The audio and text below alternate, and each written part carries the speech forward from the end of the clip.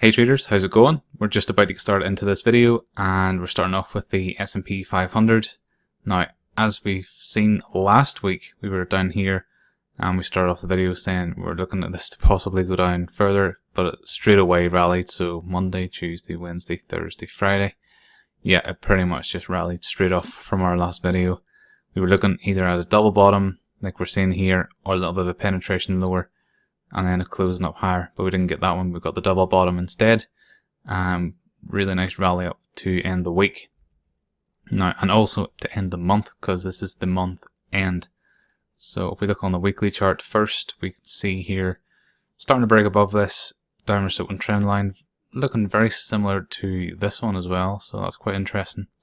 Although this one seems to be a bit more compact, this one took a little bit longer to form, so just something to keep an eye on.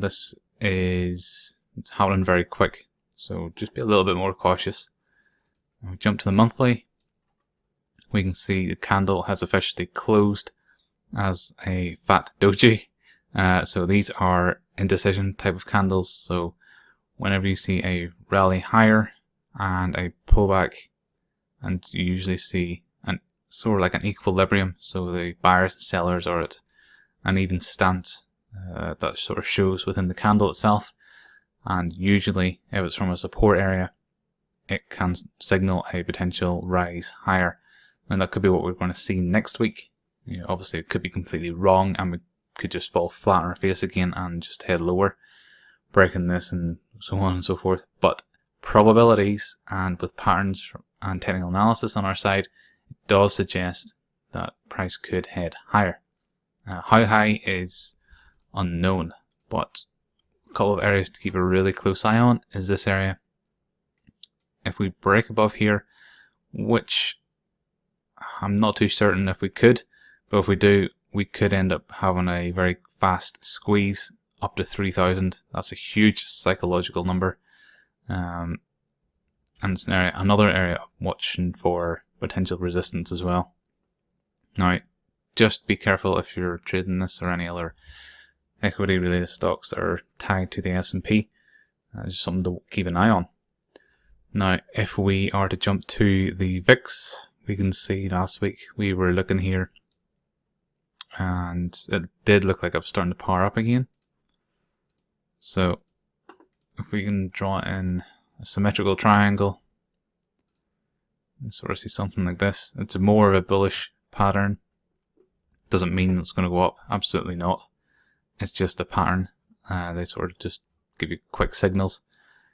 Could possibly break below that. We were saying the last video, I think we were looking at the teens possibly being retested. So if the S&P does continue to rally higher, this obviously would come back into the 15, 13, 12, 50 sort of area. Maybe rest there. We could have a few pops higher, and if the S&P starts to really sell off or anything, then this could really start to power up again like we've seen in the past. So we're here, and I think 2014 was a big one as well. 2015.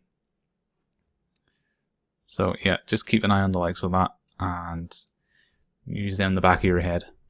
What else are we seeing? Very quickly on lithium, really nice one. Haven't mentioned this one in our weekly wrap-ups yet, but it's a nice inverse head and shoulders pattern starting to form, and it's got a few stocks on my radar right now which I'm looking to take advantage of. Though there are a few lithium stocks I'm really interested in. See, very similar sort of pattern, and I'm looking to take advantage of those possibly next week. I've added to a few other positions related to lithium already, so it's quite interesting to see how those play out.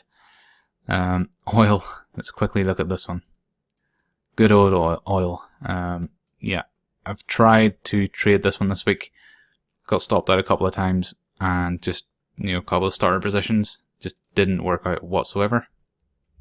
More so in the past 48 hours or so, maybe 72 hours.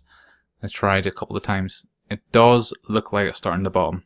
Now, I have been stopped and then it's rallied, which is a bit frustrating, but at the same time I haven't been revenge traded or anything. I've just been really patient waiting for signals to present themselves again, I am starting to see something which could potentially give a signal next week. If that's the case, then I'll maybe retry it again. But I'm going to exercise patience again and see if it actually happens. If not, then I'll just no bother with it. Let's see, Bitcoin, just to wrap this up very quickly. So yeah, this is the 4-hour chart. Just noticing this now. Bit of an inverse head and shoulders pattern, which could obviously suggest a potential rise higher, but I'm not buying this thing. Just not interesting me. I don't like the daily, I don't like the weekly, I don't like the monthly. It's all very bearish. Click on the weekly is not too bad. It's starting to signal a bit of indecision. But if you look at the monthly, that's just not a it's not really a candle I want to be start buying as such. You know, I would prefer to wait for much lower prices. I'm still going to keep my eye on this level, and I'm now starting to prefer this level around about 1200. If we get there, that's a really big potential area to look for any decent signals. We could retest 3000. That's the first area I'm really looking at to see how that reacts. If it reacts well, I'll put it on my watch list to maybe start a trade at some point. But right now, I'm not really that interested. So yeah, that's pretty much it. That's done for this week's wrap up. Any questions, let us know. Feel free to post in our private Facebook group. I'll leave the link in the description. Feel free to join, and we'll see you there. Thanks.